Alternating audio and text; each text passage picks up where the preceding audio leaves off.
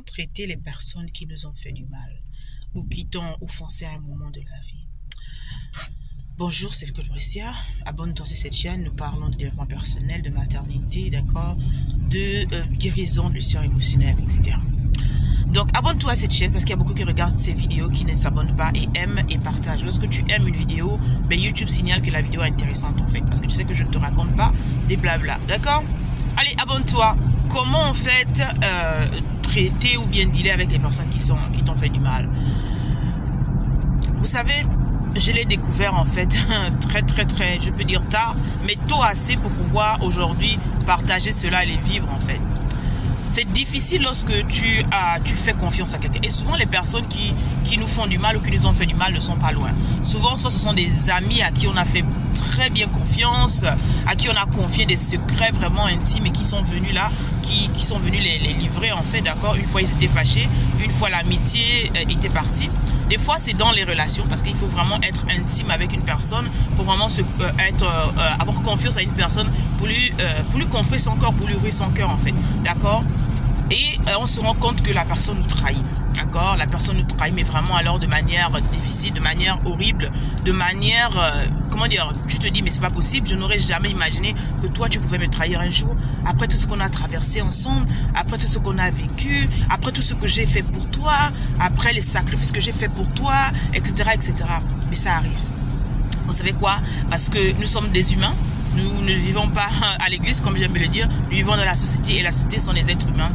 Et malheureusement, les êtres humains, en fait, peuvent mentir. Dieu ne ment pas, Dieu n'est pas un homme pour mentir, ni le fils de l'homme pour se repentir, mais les êtres humains mentent. Les êtres humains trahissent. Les êtres humains, d'accord, font mal, en fait. Comment, en fait, traiter ce genre de personnes-là qui t'ont blessé, qui t'ont fait du mal? Vous savez que j'ai écrit un livre qui s'intitule Les bénédictions du pardon, comment pardonner l'impossible, que je vous invite. Je dis, chaque famille doit avoir ce livre-là, très important. Ça te choque, tu es choqué, tu te dis mon Dieu, c'est pas possible. Comment est-ce que tu as pu me trahir en fait? Une petite histoire en fait avant d'aller dans le vif du sujet. Une dame, d'accord, très bien placée, qui était bien, qui s'est mariée à un jeune âge, etc. Et elle a épousé en fait quelqu'un de plus ou moins nanti. En tout cas, ils ont prospéré en couple. Et c'est comme ça que, je crois que c'est beaucoup le type de beaucoup de familles africaines. Au village, en fait, il y a une jeune sœur qui plus ou moins, je peux dire, galérait, d'accord. Et on lui confie, en fait, on l'appelle pour dire, mais non, toi, tu es là. Et il n'arrivait pas à faire des enfants, en fait, d'accord, comme par hasard. Et c'est comme ça qu'il y a une jeune sœur qui leur dit, non, il faut amener ta sœur, hein, c'est pas bien d'aller en mariage comme ça. Il faut aller avec quelqu'une, elle va te porter compagnie, hein, surtout d'ici que tu fesses des enfants, etc. Donc, elle dit, ok, il n'y a pas de problème, c'est la famille, je veux aider. Elle invite la jeune fille à la maison, etc. La jeune fille, elle la traite comme un enfant, d'accord, comme une soeur, comme une cousine, c'est sa parente. Elle accueille bien, elle a sa chambre, etc. Elle a tout, quoi. Lorsqu'elle arrive, d'abord, soi-disant, la poule du village, elle a vraiment les traits Saint-Jean, vraiment, village. Elle assiste la petite, elle la clean, comme on dit. Tout d'un coup, elle devient fille de la ville, d'accord. Elle apprend à se coiffer, elle apprend à se maquiller, elle apprend à faire vraiment, elle est devenue une jeune fille attirante, etc. Sauf que à un moment, en fait, le mari se retrouve en train de passer plus de temps à la maison, ok. Et lorsque le mari passe plus de temps à la maison, c'est la jeune sœur, comme elle est jeune, etc. Elle est à la maison, c'est elle qui aide avec les travaux de la maison, genre un peu pour montrer sa reconnaissance, hein, d'accord. Mais la maman, en fait, elle se retrouve dehors. La jeune sœur, en fait, elle est tout le temps en train d'aller dehors. Il faut quelqu'un pour gérer le business en tant que tel, etc., etc. Et il s'avère que on a un jeune homme, d'accord, un homme, viril, et en position, en fait, justement, d'une jeune fille fraîche, etc., nouvellement arrivant en ville et qui est plus ou moins innocente, en fait. Et c'est comme ça, en fait, qu'il tombe amoureux, d'accord. Et il commence, en fait, justement, à avoir une relation. Et cette relation-là, plus ou moins, devient conflictueuse parce qu'au début, ils veulent cacher. Au début, en fait, ils veulent plus ou moins amadouer. Le gardien au courant de cela, la cuisinière au courant de cela. Et ils ont vraiment mal parce qu'ils connaissent le cœur de cette femme-là, en fait. Mais c'est pas possible. Comment monsieur peut faire ça, madame? Après tout ce qu'ils ont traversé, madame l'a aidé, en fait, etc. Comment, en fait, il peut lui rendre, en fait, c'est quelle manière, en fait, justement, de dire merci à sa femme après tout ce qu'ils ont traversé en la trompant, etc. Donc, à chaque fois que la maman venait du travail, etc., elle voulait en fait, trahir, etc. Mais, il y avait toujours quelque chose qui arrivait, etc. Finalement, elle rentre un jour plus tôt et elle les trouve en flagrant délit, en fait. Imaginez-vous la suite. Elle pète les câbles. Elle se trouve complètement déboussolée. Elle se sent trahie, humiliée, honteuse. Elle dit c'est pas possible. Je pouvais imaginer en fait que tu pouvais même sortir de la maison. Pourquoi tu n'es pas sorti de la maison? Pourquoi tu n'es pas allé dans, je ne sais pas, dans une autre ville, dans un autre village, mais dans la maison? La jeune fille qu'on a amenée pour nous aider, etc. Parce qu'on avait décidé qu'on ait des enfants, c'est elle que tu te... C'est pas possible en fait. Et ma soeur, moi qui te prenais pour ma soeur, etc. Toi, tu me trompes carrément comme ça. Donc elle s'est sentie vraiment trahie, vraiment humiliée. Et c'est comme ça en fait, d'accord, qu'elle pique une crise, etc. Cette scène en fait justement, qui est un film qu'on a regardé à la famille il y a quelques mois, m'a fait vraiment comprendre la fragilité de la vie en fait. Parce que on ne peut pas faire confiance à n'importe qui à tout moment en fait, et comme on veut, parce que il faut aider, etc. Aujourd'hui, la vie nous apprend beaucoup de leçons en fait. Ce film, qui était un film, mais qui est tiré en fait justement des faits réels, doit t'apprendre quelque chose. Il faut vraiment être méfiant dans la vie. Il faut être sage dans la vie. Il faut être prudent dans la vie.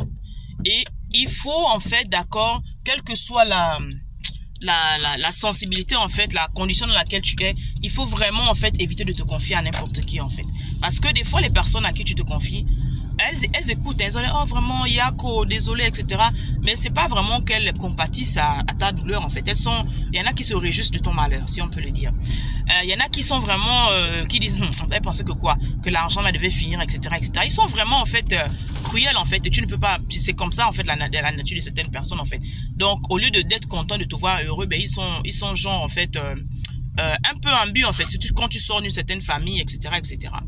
Et c'était le cas de cette jeune femme là en fait. La prudence. Je te dirais en fait, si tu peux aider à distance, aide à distance en fait. Aide à distance en fait. Parce que il y a des choses en fait, il y a des choses qu'on ne fait pas. Si tu es une jeune mariée, même si tu es mariée depuis des années, amener quelqu'un chez toi avec ton époux, mais quelle que soit la confiance que tu lui accordes, nous sommes des êtres humains en fait. Et maman disait souvent, on peut tout résister en fait, sauf à la tentation en fait. Il ne faut pas tenter en fait. C'est-à-dire qu'il faut fuir non seulement le péché, mais il ne faut pas tenter en fait. Il ne faut pas tenter les gens. Et malheureusement, c'est arrivé en fait à cette femme-là, et ça peut arriver à n'importe qui. Comment alors traiter les personnes qui nous ont fait du mal? Comment en fait? Qu'est-ce que tu dis en commentaire en fait? Qu'est-ce que tu aurais fait à la place de cette femme-là? D'accord? Tu aurais demandé le divorce? Tu aurais chassé cette jeune fille? Qu'est-ce que tu aurais fait en fait? Écris en commentaire. Malheureusement, en fait, justement, c'est la vie. On ne peut pas prévoir les choses qui nous arrivent. On ne peut pas prévoir que quelqu'un va nous trahir. On ne peut pas prévoir ce genre de choses, en fait, que quelqu'un à qui tu fais confiance, tu veux bien tellement faire du bien, en fait, d'accord, en tant que jeune fille, d'accord, tu veux faire du bien, en fait, tu as un bon cœur. Et malheureusement, les gens te trahissent. Les gens te trahissent. Et ça peut être ça. Il y a plusieurs histoires, en fait. Il y en a qui ont confié de l'argent à leurs parents, leurs amis, etc., au pays, d'accord, étant à l'étranger, etc. Et les parents ont mangé l'argent. Et ce sont surtout en famille, on te dit non, mais c'est la famille, qu'est-ce que tu vas faire à ton frère, qu'est-ce que tu vas faire à ta soeur, etc. On va faire soi-disant des réunions de famille pour vous calmer, mais entre-temps, la personne fait du mal, la personne t'a fait du mal, en fait.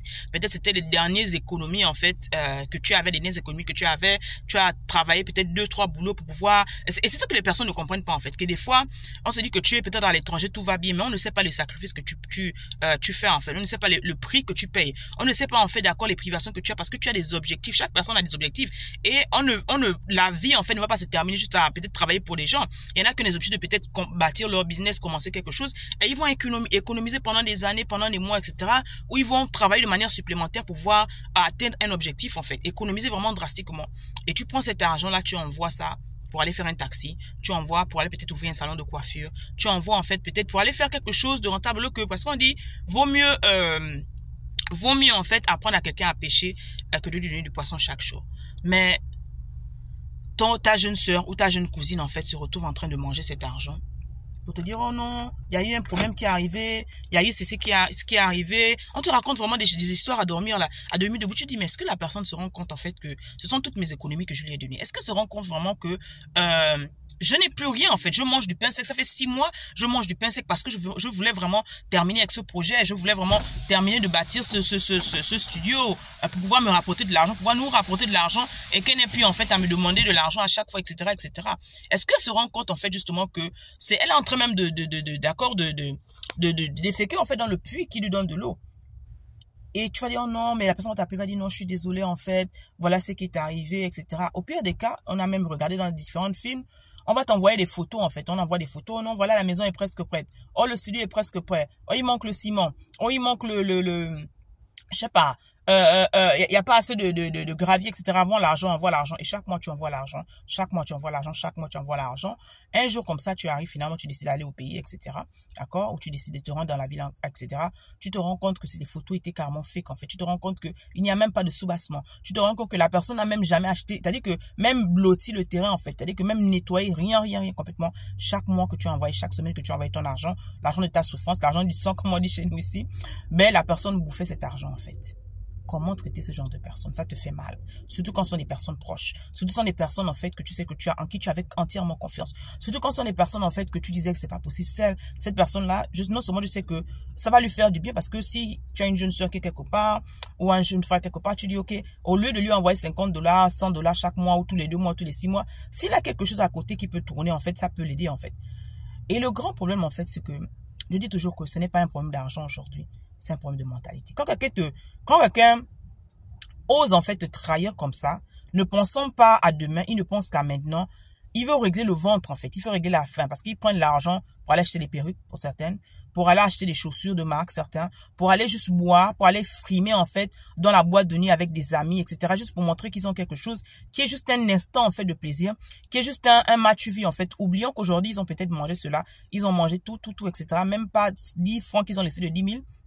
Tout est fini en fait et demain ils auront encore faim et le cycle va revenir en fait parce que souvent c'est vrai qu'on dit que ventre affamé n'a point d'oreille mais également d'accord comme on dit souvent que quelqu'un peut gagner la loterie tout de suite 100 000 $, 200 000 $ et dépenser cet argent là en fait juste en un laps de temps et pourtant la personne n'avait rien.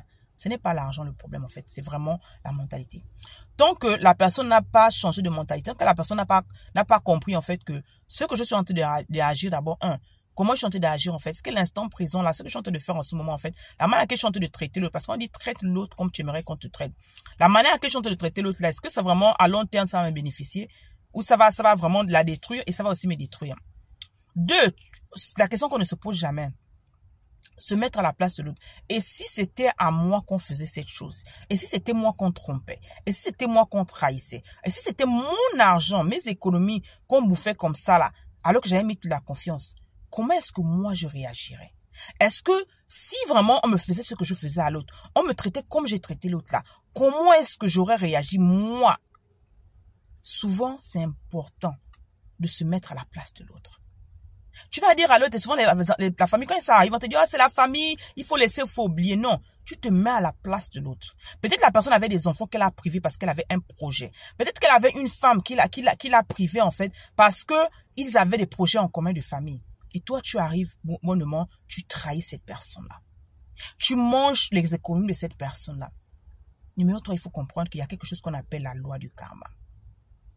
Tout ce que tu sèmes dans la vie là, tu vas récolter. Famille ou pas famille, ou réunion pas réunion, tu vas récolter en fait.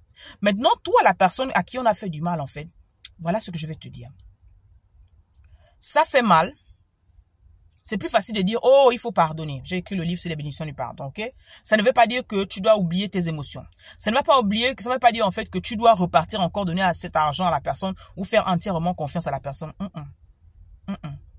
J'ai parlé au début de la prudence, j'ai parlé de la méfiance, d'accord? J'ai parlé de la sagesse.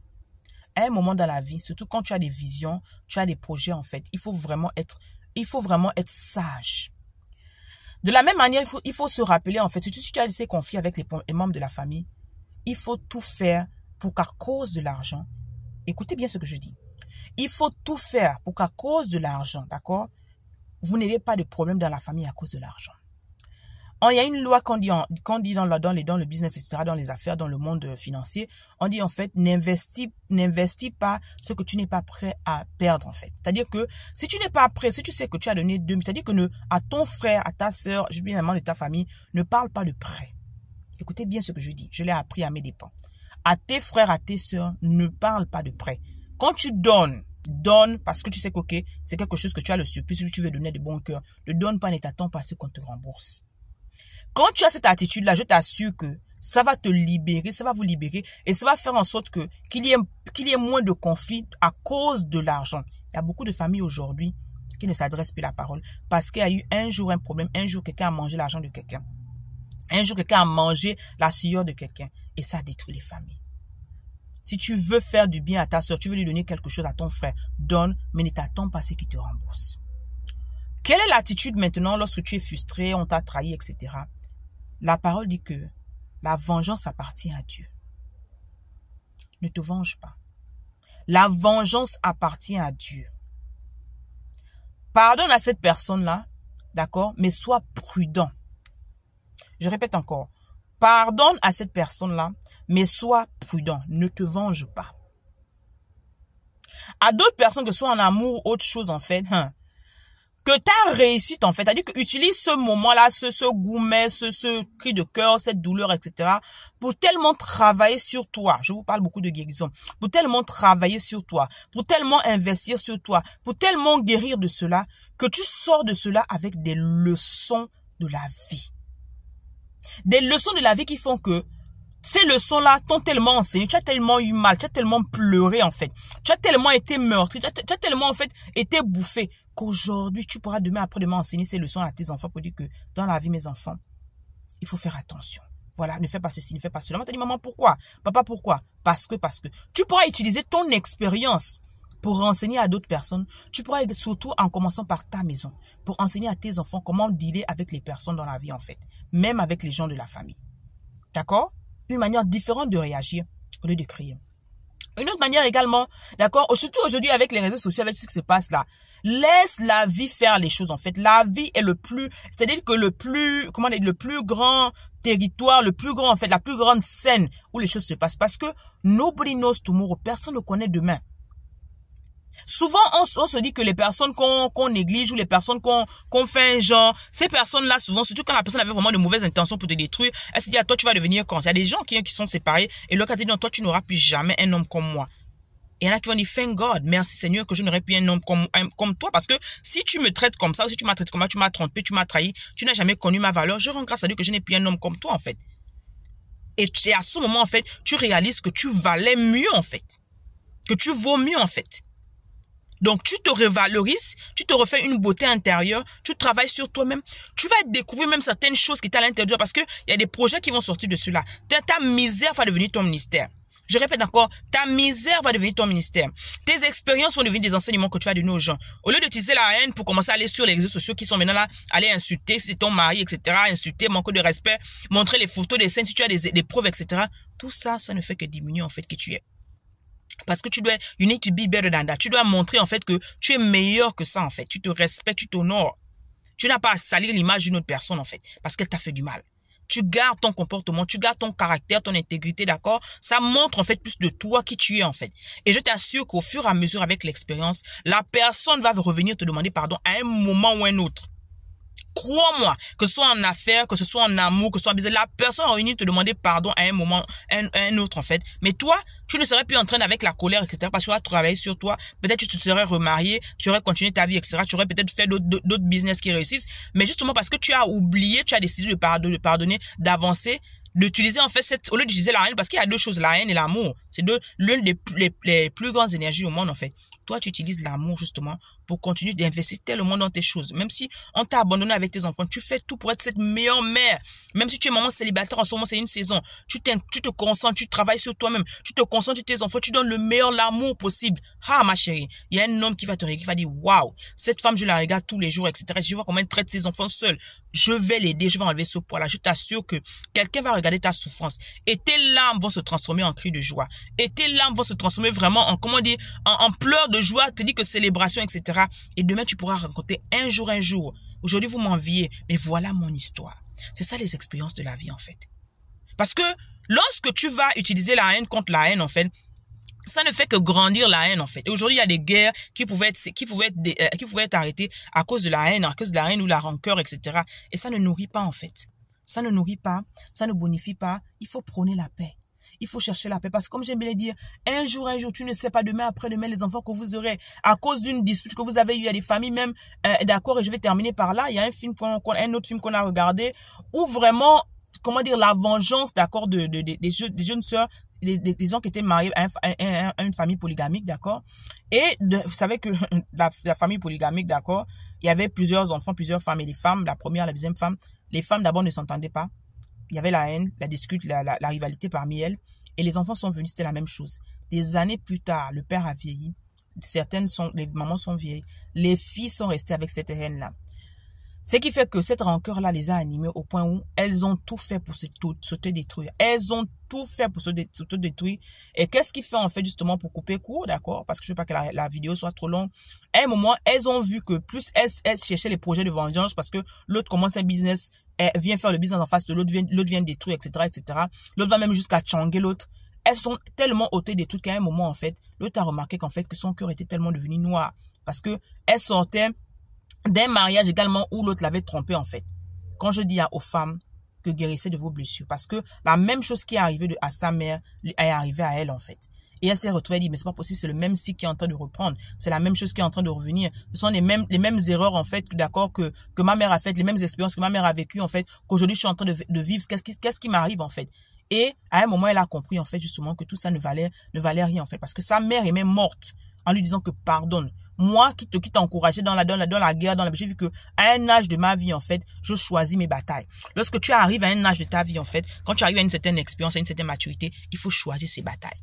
Et je te dirais que si tu es une femme sage, si tu es une femme intelligente, d'accord, il faut choisir la paix. La paix est la chose, en fait, c'est-à-dire que la paix est la véritable prospérité, en fait.